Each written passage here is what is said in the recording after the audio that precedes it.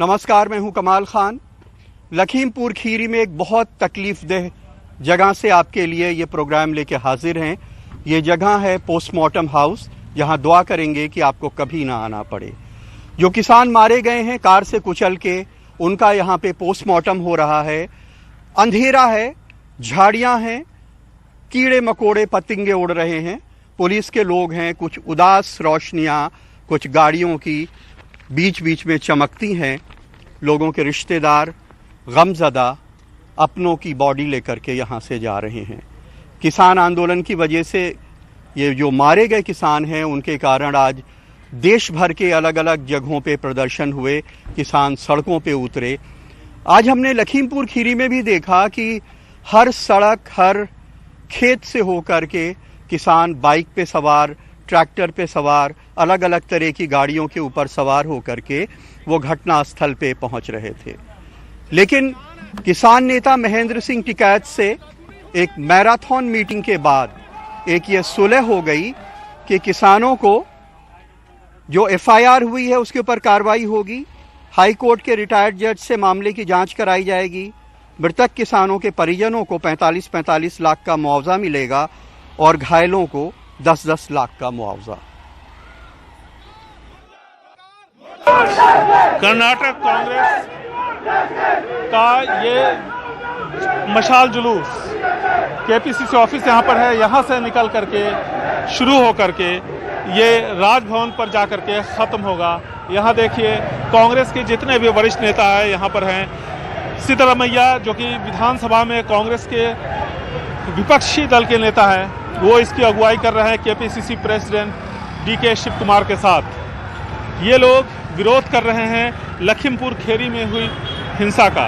इनका विरोध इस बात को लेकर भी है कि प्रियंका गांधी को लखीमपुर खीरी क्यों नहीं जाने दिया गया, उन्हें जाने दिया जाए। ये मांग कर रहे हैं कि इस हिंसा के लिए जो लोग भी जिम्मेदार हैं उनके खिलाफ सख्त कार्रवाई की जाए।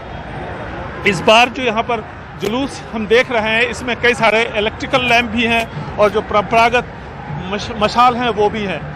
तो कुछ दिन पहले सिद्धरामैया का हाथ जल गया था, इसलिए उन्होंने यहाँ पर ये एक प्रस्ताव सामने रखा कि दोनों ही तरह के लैंप रखे जाएं यहाँ पर। बेंगलुरु से कैमरामैन कुमार के साथ निहाल खिदवई, एनडीटीवी इंडिया। घटनास्थल के पास एक स्कूल की बिल्डिंग में किसान नेता महेंद्र सिंह टिकैत और प्रशासन के बहुत सारे लोगों के साथ बहुत लंबी बैठक चली इस मुद्दे की सुलह के लिए, और सुलह को लेकर के कई नतीजे सामने आए, जिनमें 45-45 लाख का मुआवजा, मुकदमे की जो कार्रवाई है उसको जल्दी आगे बढ़ाना, एफआईआर जो है उसके ऊपर जल्दी कार्रवाई करना, इस तरह की चीज़ें शामिल थीं।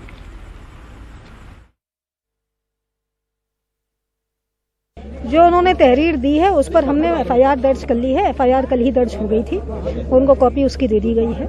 जैसी उन्होंने दी वैसे ही वर्बाटिम हमने तहरीर लिखी है। आगे की विधिक कार्रवाई भी हम सुनिश्चित कराएंगे।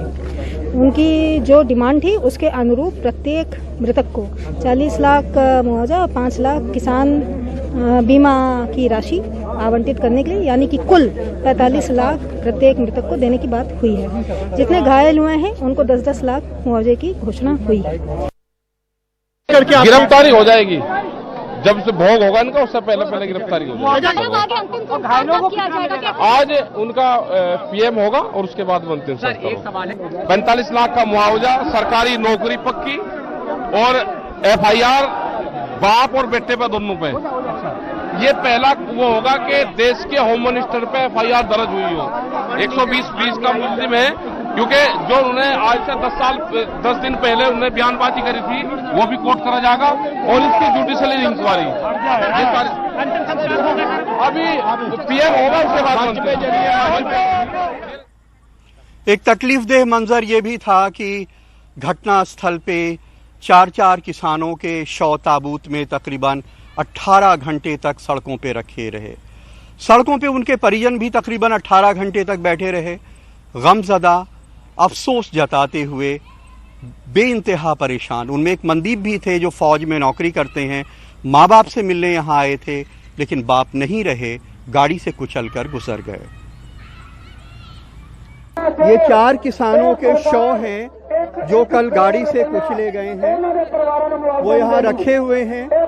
किसान लोग जो हैं नाराज हैं, आंदोलन कर रहे हैं। उनकी कुछ मांगे हैं, वो चाहते हैं कि वो पूरी हो। ये उनके सारे गमज़दा परिवार के लोग हैं जो यहाँ बैठे हुए हैं, जिन किसानों की मौत हुई है इस हादसे में। उनके यहाँ पे नेता भी आए हैं और वो अपनी कुछ मांगे रखना चाहते हैं सरकार के सामने। हमारे साथ मनदीप सिंह जी हैं, इनके पिताजी कुचले गए हैं। ये उनका मनदीप सिंह जी के पिताजी का यहाँ पे शव रखा हुआ है। ये सेना में हैं और यहाँ छुट्टी पे आए हुए थे। आपका नाम क्या है भाई साहब? मनदीप सिंह। आपके पिताजी का निधन हुआ है? Yes sir. क्या हुआ था, थोड़ा बताएंगे? सर हमें शाम को पता लगा था कि गाड़ी आई काफी स्पीड से, वह टहनी के लड़के बस को चल के चले गए। आप कहाँ काम करते हैं? थोड़ा तेज बोलिएगा क्योंकि शोर हो रहा है। कहाँ से आए हैं, कितने दिन के लिए आए हैं? पिताजी जब यहाँ पे आए उसके पहले कुछ बातचीत हुई थी, क्या हुआ था, थोड़ा बता दीजिए। नहीं, मैं तो ड्यूटी पर था अपने SSB में अल्मोड़ा में। उसके बाद शाम को हमें खबर मिली, फिर हम रात को वहाँ से निकले हैं, सुबह यहाँ पहुँचे। तो जो लोग यहाँ मौजूद थे उन्होंने क्या बताया, आपके पिताजी के साथ क्या हुआ?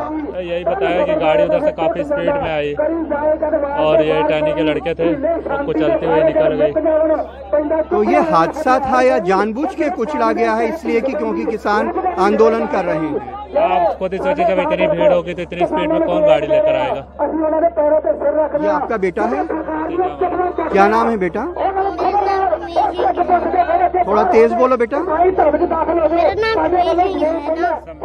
तो आपके दादाजी के साथ ऐसा हो गया?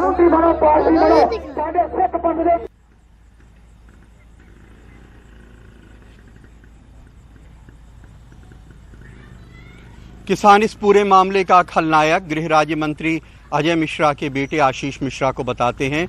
उनके ऊपर दफा 302, 147, 120B के तहत FIR भी हो गई है, लेकिन उन्होंने हमारे सहयोगी आलोक पांडे से कहा कि वो बेगुनाह हैं, वो मौके वारदात पे नहीं थे। वीडियोस कुछ हैं जो आप दिखाएं कि भाई आप उस टाइम स्पॉट पे थे, या स्पॉट मतलब जहां ये कार्यक्रम हो रहा था वहां दंगल के स्थान पर था, जो कि बनवीरपुर में प्राथमिक विद्यालय में दंगल का आयोजन होता, मैं वहीं पर था सुबह से लेकर के दंगल के समापन तक। ऐसे आरोप लग रहे हैं कि जो भी आपकी गाड़ी में थे, आप नहीं हो, आप ऐसा कह रहे हैं, लेकिन जो भी थार, फॉर्च्यूनर और दूसरी गाड़ी में थे, उन्होंने तेज गति से किसानों के ऊपर गाड़ी चढ़ाई और उसकी वजह से लोगों की मौतें हुई हैं। नहीं, बिल्कुल ऐसा बिल्कुल मिथ्या है ये। इसमें सच्चाई ये है कि हमारे कार्यकर्ता वहाँ से गए आदरणीय डिप्टी CM जी को रिसीव करने के लिए, तो वहाँ पर तिकुनिया, मेरे ख्याल से तिकुनिया क्रॉस हुए थे, तो वहाँ पर पथराव और लाठी ये उन्होंने, चूंकि थार गाड़ी हमारी आगे थी तो उस पर मारा गया।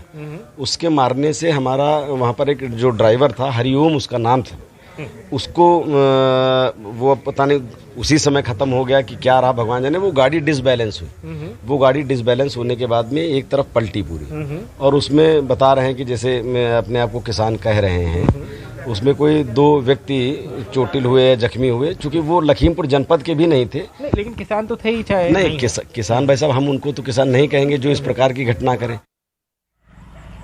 लखीमपुर मामले को लेकर के आज पूरे दिन सियासत गरमाई रही। प्रशासन ने लखीमपुर में दफा 144 लगा दी और सरकार ने तमाम प्रमुख विपक्षी पार्टी के नेताओं को नजरबंद कर दिया या हिरासत में ले लिया और लखीमपुर जाने से रोका। चाहे वो कांग्रेस महासचिव प्रियंका गांधी हो, समाजवादी पार्टी के अध्यक्ष अखिलेश यादव हो, या फिर BSP के सतीश चंद्र मिश्रा। सीतापुर पुलिस लाइन में हिरासत में रखी गई प्रियंका गांधी ने NDTV से फोन पे बातचीत की और कहा कि सरकार बौखला गई है, धारा 144 का उल्लंघन किए बगैर हिरासत में नहीं रखा जा सकता। जिस किसान ने देश की धरती को सींचा है, जिस किसान ने देश को बनाया है, जिसका बेटा जवान बनकर आपकी सीमा पे खड़ा रहता है, उसकी आपको परवाह नहीं है। आपने पूरी पुलिस फोर्स निकाली हुई है हमको रोकने के लिए, तो वो पुलिस फोर्स कहाँ थी जब एक मंत्री के बेटे ने अपनी गाड़ी से किसानों को कुचला? वो कहाँ थी? इसका सवाल, इस सवाल का जवाब दें। और प्रियंका, आप क्यों नहीं किया है उस मंत्री ने?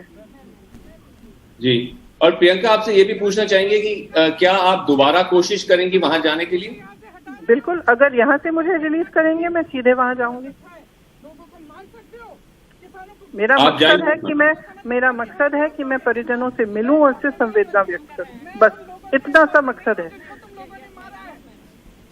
ठीक है। और अगर ये सरकार ये समझ नहीं पा रही है और इस तरह का इनका व्यवहार है और इतना भौंकला रही है कि अपनी पूरी पुलिस फोर्स मुझे रोकने के लिए निकाल रही है, तो इसका क्या मतलब है? क्यों नहीं चाह रहे हैं कि मैं वहां जाऊं? क्या करने वाली हूं मैं वहां? इस सरकार ने एक तानाशाही बना रखी है उत्तर प्रदेश में, और जिस लॉ एंड ऑर्डर सिचुएशन के ये अपने आप को मेडल्स दे रहे हैं, उनको ये लॉ एंड ऑर्डर सिचुएशन देखना चाहिए क्या है, आम आदमी से पूछना चाहिए कि कैसे जी रहा है। ठीक है, तो चलिए देखते हैं, let's see how it all pans out. लेकिन बहुत बहुत धन्यवाद, thank you very much indeed Priyanka Gandhi Vadra for speaking to अस।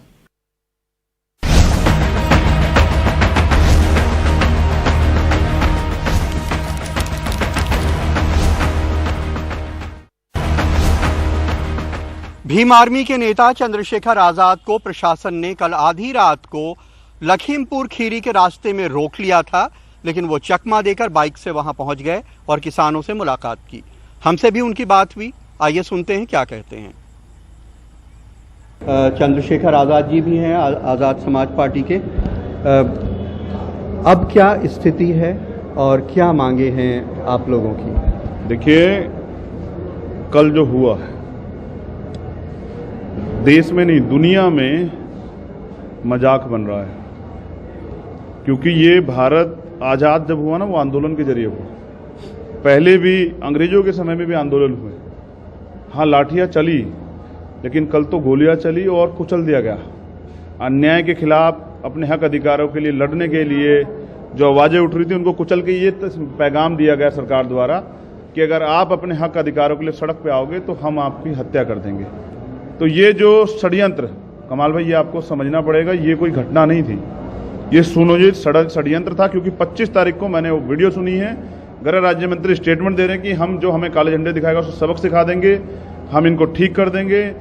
ये सब तयशुदा करके किया गया, ये डर दिखाने के लिए कि अगर आप सड़क पे आओगे तो आपके सर कुचल दिए जाएंगे। लेकिन किसानों में हौसला, मैं अपने बिहाफ से भी कह रहा हूँ कि अगर सरकार को लगता है कि सर कुचलने से आवाज़ दब जाएगी, तो हम सबके सर शामिल हैं, आपको चलिए। आज जब मैं उन माओं से मिला, उनको अपने बेटों की शहादतों का, अपने परिवार से जो लोग गए उनकी शहादतों की तकलीफ तो है, लेकिन उनको उससे ज़्यादा तकलीफ है कि 10 महीने से ज़्यादा समय हुआ किसान बैठा हुआ, और हजारों लोगों की शहादतें वहाँ भी हुई हैं। वो अप्रत्यक्ष शहादतें हैं, ये प्रत्यक्ष हैं। तो उन शहादतों के लिए भी वो लोग चिंतित हैं, वो चाहते हैं और शहादतें ना हुए, और वो चाहते हैं कि किसान विरोधी बिल प्रधानमंत्री वापस लें। क्योंकि अगर इस देश के प्रधानमंत्री इस देश के किसानों की बात नहीं सुनेंगे तो किसकी सुनेंगे?